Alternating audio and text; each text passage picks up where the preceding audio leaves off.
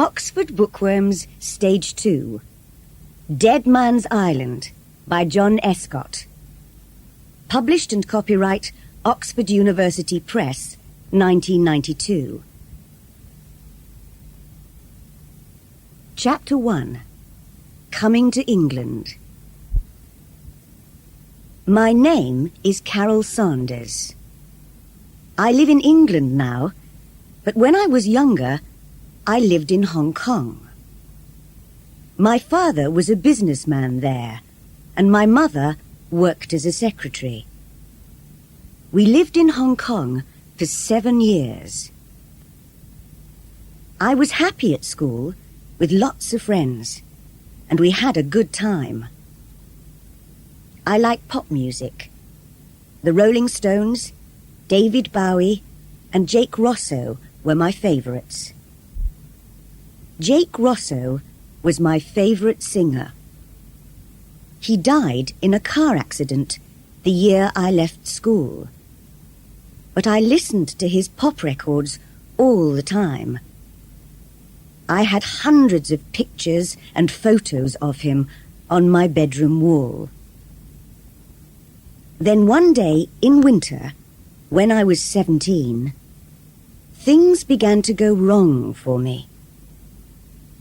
My father went to Australia on business.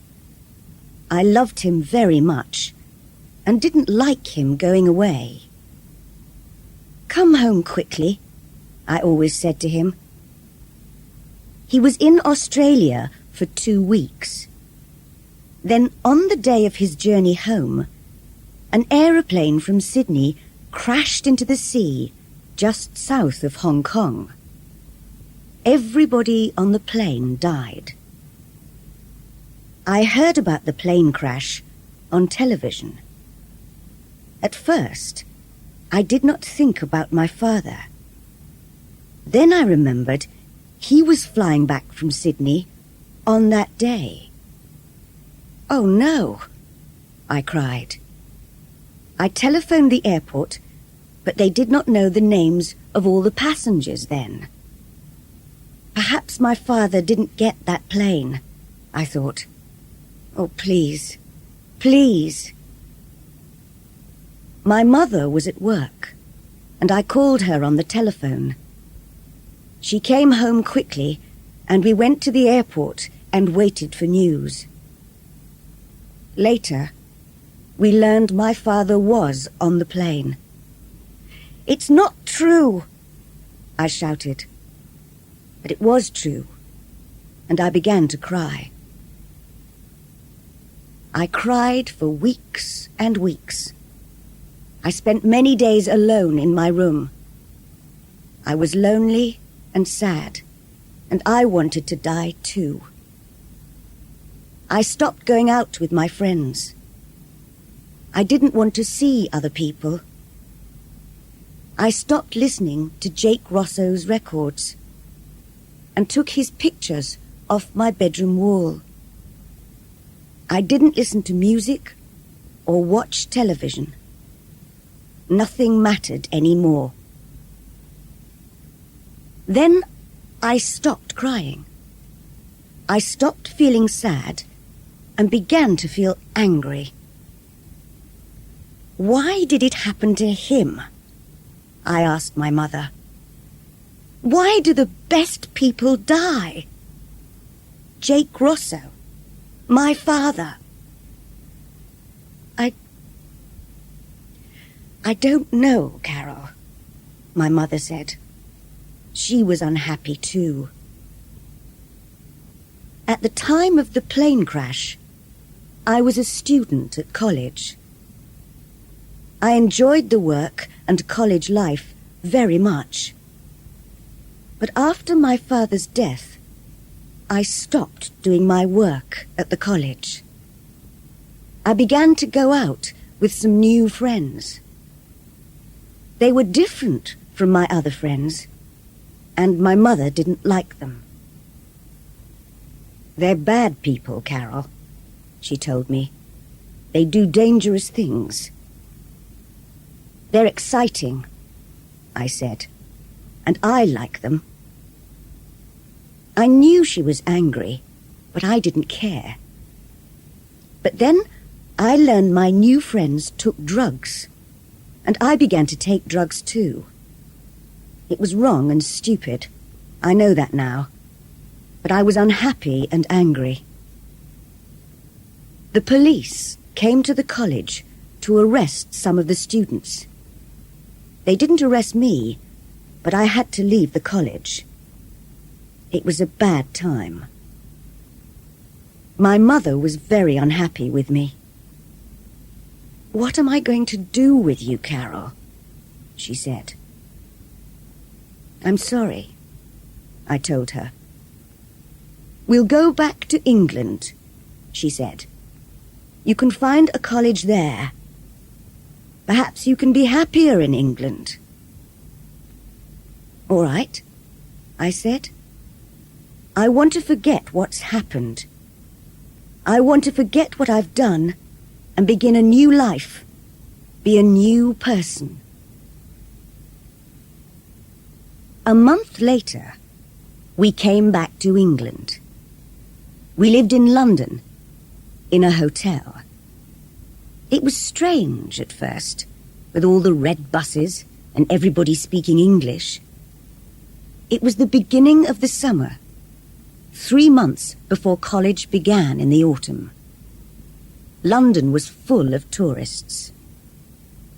We looked at all the famous buildings, Buckingham Palace, the Tower of London, and we went to restaurants and theatres in the evenings.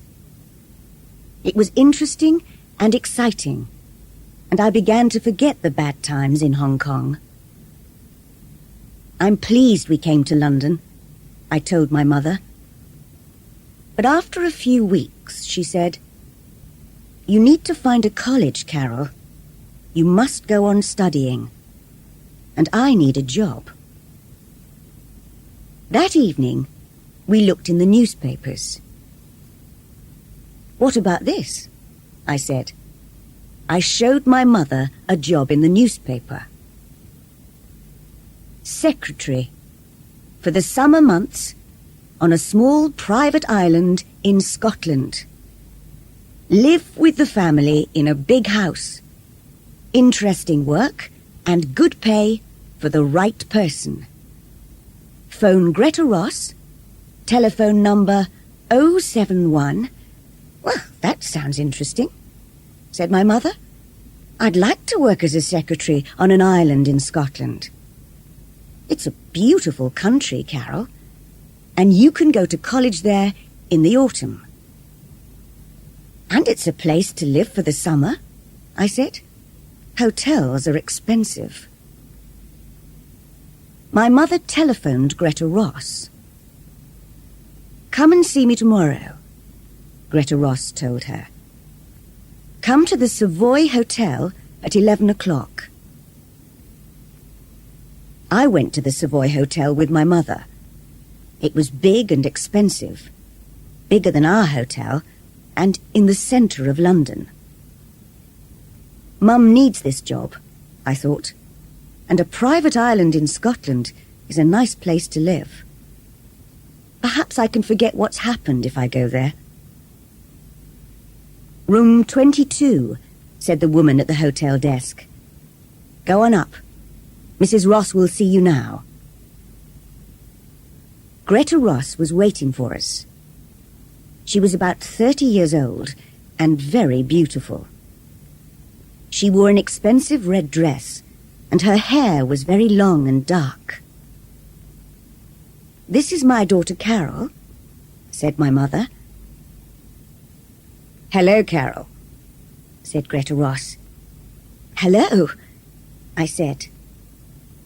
"Carol is 18 years old," said my mother. "Can she come with me if I get the job? Perhaps she can help in the house or in the gardens. She likes gardening. She's studying farming at college." "Perhaps," said Greta Ross. "There's a small farm on the island." "I'd like to work on the farm," I said. Greta Ross looked at my mother. "How long did you live in Hong Kong, Mrs. Sanders?" 7 years, answered my mother. My husband died in a plane crash last year, so we've come back to live in England. Where did you live before Hong Kong? We lived in India for 3 years. Then Greta Ross took my mother into a room and asked her more questions. I waited outside. Greta Ross is nice, I thought. I hope my mother gets the job. Soon after, the door opened and my mother came out. She was smiling. Greta Ross said, "Please wait here for a minute, Mrs. Sanders. I want to make a phone call."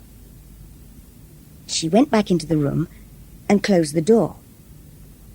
I was sitting on a chair near the door, and I could just hear Greta Ross's voice speaking on the phone. "I think I've found someone," she was saying. "She has a daughter, but the girl can work in the garden or on the farm.